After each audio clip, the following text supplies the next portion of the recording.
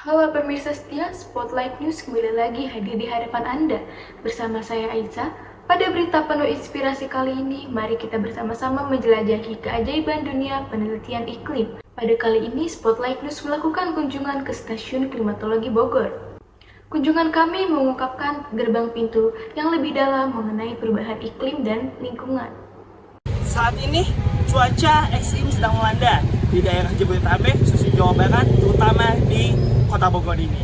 Nah, saya Rian Sanju hari ini akan melaporkan kepada para pemirsa cuaca ekstrim yang melanda di daerah Jawa Barat, khususnya di Kota Bogor dan Kabupaten Bogor, yang asal mulanya panas terik menjadi cuaca ekstrim, hujan lebat, dan fenomena alam lain. Nah, hari ini saya Rian Sanju sedang berada di Stasiun Klimatologi BMKG Bogor, dan di mana saya hari ini akan mewawancarai bersama perakiraan cuaca tentang perakiraan cuaca hari ini dan seterusnya yang ada di Kota Bogor, khususnya di Jawa Barat.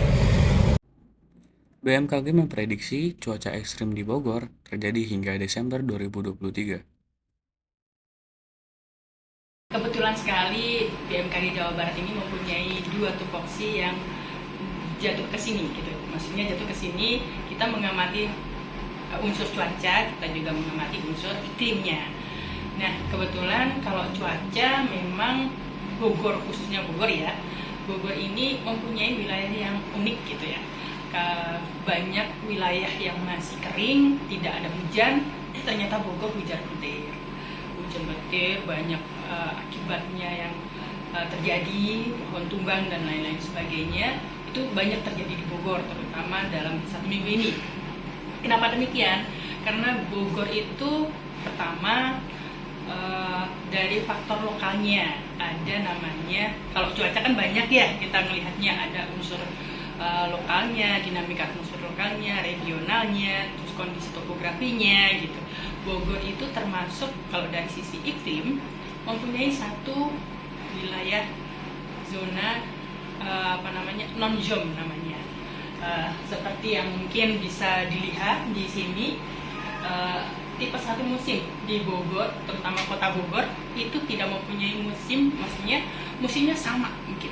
Sebenarnya dia musim hujan atau ada air gitu. Walaupun kemarin sempat berkurang karena terjadinya fenomena alam yang sudah digaung-gaungkan bahwasanya ada air menutup.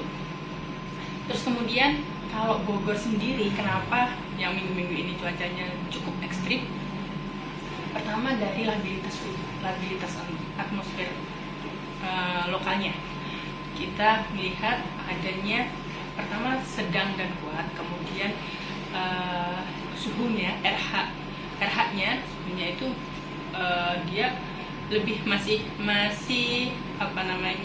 cukup basah, sehingga apalagi kalau untuk paginya juga masih terjadinya terkena pantulan sinar matahari. Jadi proses kondensasi, proses konvektifnya yang cukup tinggi, jadi panas. Kemudian kalau konvektifnya tinggi, jadi apa? Awannya terkumpul di situ, gitu ya. Airnya terkumpul di atas kita, gitu. Kan kita disekelilingin gunung ya, sekitar ada gunung-gunung sana gitu ya.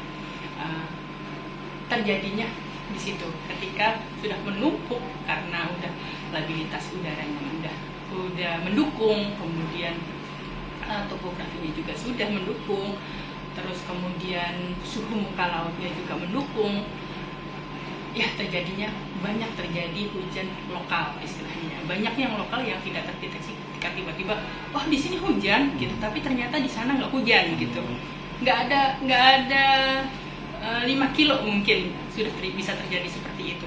Lokalnya memang sangat variatif di Bogornya sendiri. Sebentar, kita urut dari kalau cuaca kita mingguan ya, dari mingguan. Kemudian ketika mingguan kita update dari 3 harian. 3 harian kita update lagi jadi harian. Jadi kalau 3 harian tadi itu tiap hari kita update untuk perkiraan cuaca harian.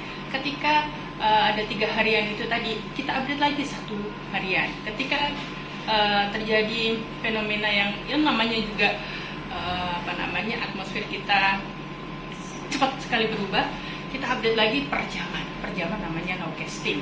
Intinya 0% itu perakiraan cuaca ekstrim.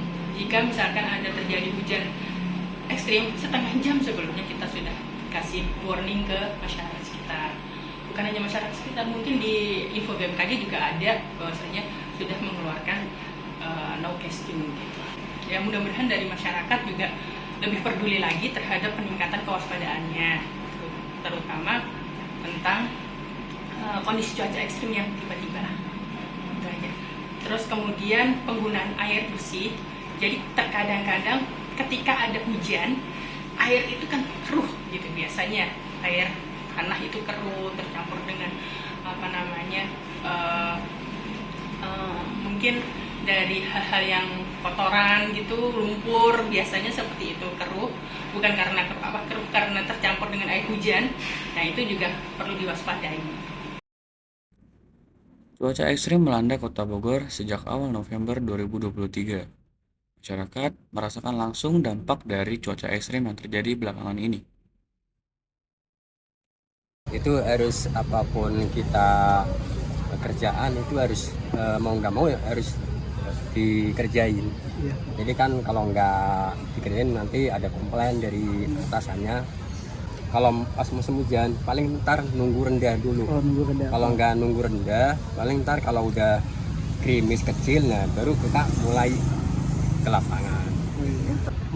Waktu bulan yang lalu tuh pernah banjir, jadi kayak Pulam yang di sini tuh dekat JNP itu Hujan ya, banjir. hujan lebat lah. Jadi luar biasa ini hujannya. Mahasiswa pun turut merasakan dampak dari cuaca ekstrim yang terjadi belakangan ini. Paling kalau misalnya panas ya pakai motor pakai sarung tangan, atau enggak kalau hujannya paling kan sore ya hujannya, di kegiatannya dibikin jangan sore gitu, jangan sampai sore. Paling kalau buat kesehatannya ya makannya yang cukup, makannya bergizi gitu aja sih. Kalau dari aku mungkin karena aku naik angkutan umum jadi harus sedia payung ya karena sore pasti hujan. Terus paling kalau buat siang-siang aku harus sedia topi karena panas banget, jadi topi penting, terus payung sama ini sih plastik buat naruh tas, naruh sepatu gitu, jadi biar nggak kehujanan juga. Keganggu, jujur kayak nggak boleh sampai sore gitu biar nggak kehujanan ya, sedangkan dari pagi sampai siang ya. Sedangkan banyak kegiatan kita tuh sampai sore, jadi benar-benar keganggu sih karena kehambat sama hujan gitu. Hujan lebat yang terjadi di sekitaran kampus IPB cukup mengganggu mahasiswa maupun mahasiswi dalam menjalankan aktivitas.